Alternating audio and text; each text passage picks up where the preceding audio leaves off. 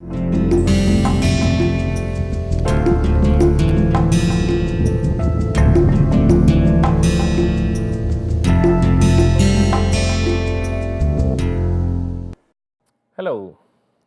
welcome to Introduction to Composites. Today is the fourth day of the ongoing week.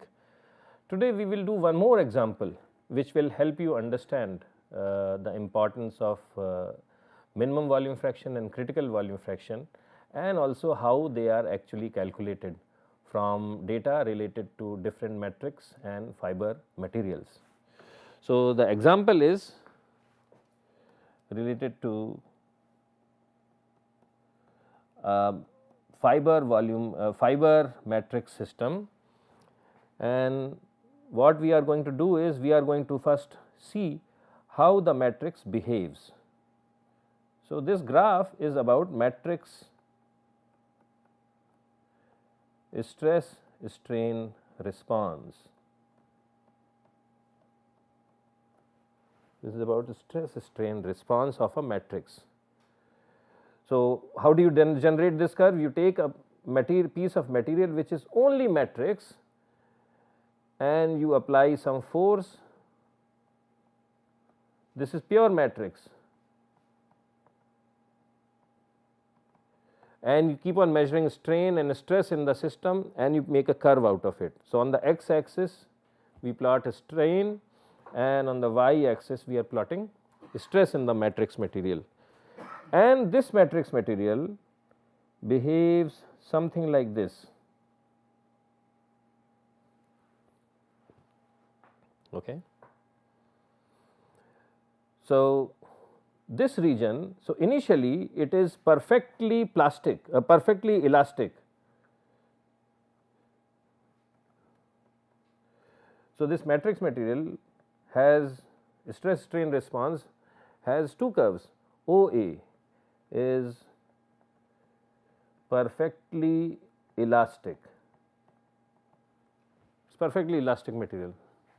Okay.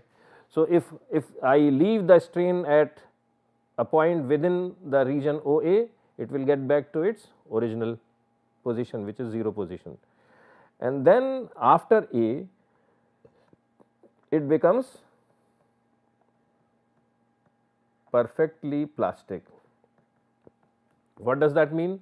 That if I apply a strain which is more than the strain level at A, then it never gets back to its original configuration, it holds that configuration. So, this breaking point in the curve is 2% strain. So, if the strain in the matrix is less than 2% and you release that strain, matrix goes back to its original undeformed position. If you deform the matrix beyond 2%, maybe 3%, then it does not change its shape once the strain and external stress is relieved, it just stays there. Okay. So, that is there. So, and the corresponding stress level in the matrix is 35 MPa. Now, I am using this matrix and a fiber to make a composite. So, these are the properties of the matrix as given in the graph. For fiber,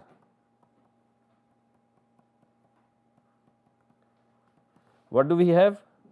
Volume fraction of the fiber is 50%, volume fraction okay, and Young's modulus of the fiber is 70 GPa, and breaking stress of the fiber, strength of the fiber is 2.8 GPa. So, the question is find A. What is the stress in the composite? Stress in composite at 1% and 4% strain. What is the stress in the composite at 1% and 4% strain?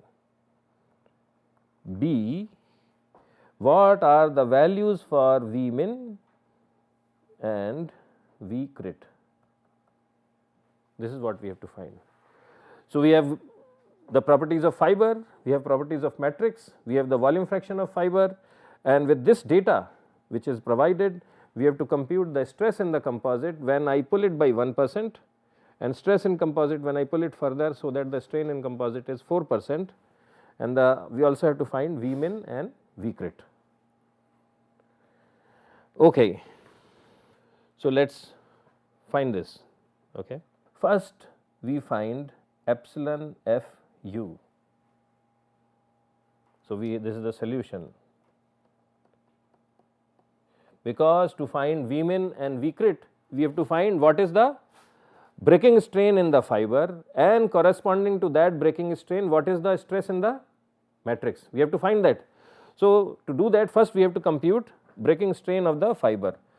So, the fiber breaks at, so this is equal to sigma F u divided by E f, and this is equal to 2.8 by 70, that is equal to 4%.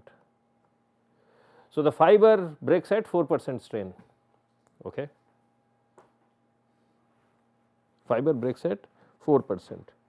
Another thing we have to compute is EM, Young's modulus of the matrix. So, Young's modulus of the matrix in elastic range, let us find in elastic range. So, this is equal to, so how do we find the Young's modulus? This is OA is the elastic range, at point A 35%, 35 MPa stress, strain is 2%. So, this is equal to 35 into 10 to the power of 6 by 2 into 10 to the power of minus 2. So, that comes out as 1.75 GPa, and above that it becomes plastic. So, the reason I am saying that is, so this is 1.75 GPa. What does that mean? The slope of this line 0A is 1.75, right. Slope of OA is 1.75, and if I also had to plot fiber data, then slope of that line would be how much? 70, because this is 70, right. The slope of OA reflects the Young's modulus of the material, and that is 1.75.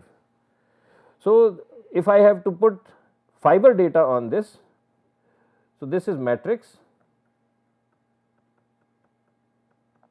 and if I also want to plot fiber data on this, it will be a very steep line.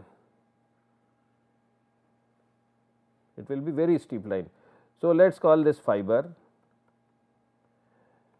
and this fiber is going to break at how much strain? 4% strain. We have computed that, right. At 4% strain, this fiber is going to break.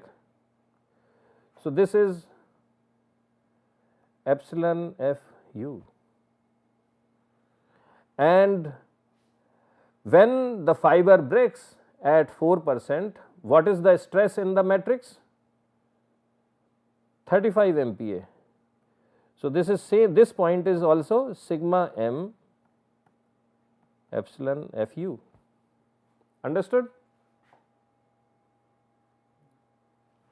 So, this is very important to understand, because we had to figure out what is sigma f at the breaking strain of the fiber. So, now we have figured these things out. So, the next steps are not all that complicated. So, we will find sigma c at 1% and 4% strains. Okay. So, first we will do it at 1%, at 1%. Now, look at this curve again. At 1%, this is 1%. At 1%, the matrix will not break, nor will the fiber, nothing is going to break. So, at 1%, sigma C is equal to sigma F Vf plus sigma M Vm, and this is equal to Ef epsilon F Vf plus Em Vm epsilon M, and we know that epsilon F is equal to epsilon M is equal to epsilon C is equal to 1%. Okay. And we also know Ef is how much? Ef is 70 GPa. Em we are still in the linear range, right. So, Em is how much? 1.75. Vf is equal to Vm is equal to 0.5, 50%. So, we put all this information and what we get is we compute it to be 358.25 megapascals at 1% strain. Okay. Now, let us look at 4% strain. So, sigma C, see this relation sigma C is equal to, as long as things are not breaking, this relation does not change. Okay.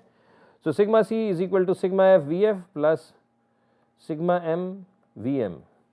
This relation does not change, as long nothing has broken, we can always use this relation when we are pulling composite in the longitudinal direction, we can always use it. Okay. This thing we cannot use sigma M is equal to Em Vm if unless the material is perfectly linear. This thing can only be used for linear materials. Now, in 4%, when the strain is 4%, fiber is still behaving linearly, but the matrix is not linear. Okay. But at 4%, what is the stress in matrix? 35 MPa. From this graph we know. So, this value is 35 MPa at 4%, and sigma F is how much? Ef Vf epsilon F. Okay. So, this is equal to 70 GPa into volume fraction 0.5 into strain 0.04 plus stress in matrix 35 into 10 to the power of minus 3, because we are putting everything in GPa, into volume fraction 0.5. So, this is equal to 1.4175 GPa. So, even though matrix has become flat, it is helping load fiber take more and more load. So, now we have answered these two questions. First part we have done. Next we have to find Vmin and Vcrit, and that is actually pretty straightforward. Vmin and Vcrit.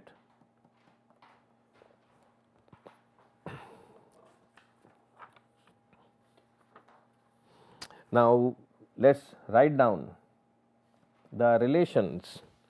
So, what is Vmin? Vmin is equal to sigma mu minus sigma m evaluated at breaking strain of fiber divided by sigma fu plus sigma mu minus sigma m breaking strain of fiber, and Vcrit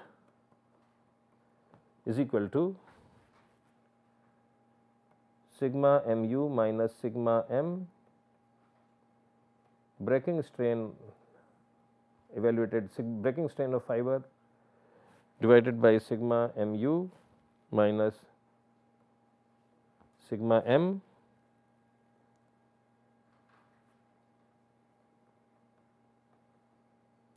this is sigma fu. Okay. Now, if you look at what is sigma mu from a graph, at what stress does sigma mu fail? It fails at 35 MPa. Second question, what is the value of stress in the composite at breaking strain of fiber? The fiber breaks at how much strain? Fiber breaks at 4% strain. We have calculated it. At 4% strain, what is the stress in fiber in the matrix? Is 35 MPa. So, the numerator, so this is 35, this is 35, numerator of V critical and V minimum is both 0. So, if that is the case, then V min is equal to V crit is equal to 0%.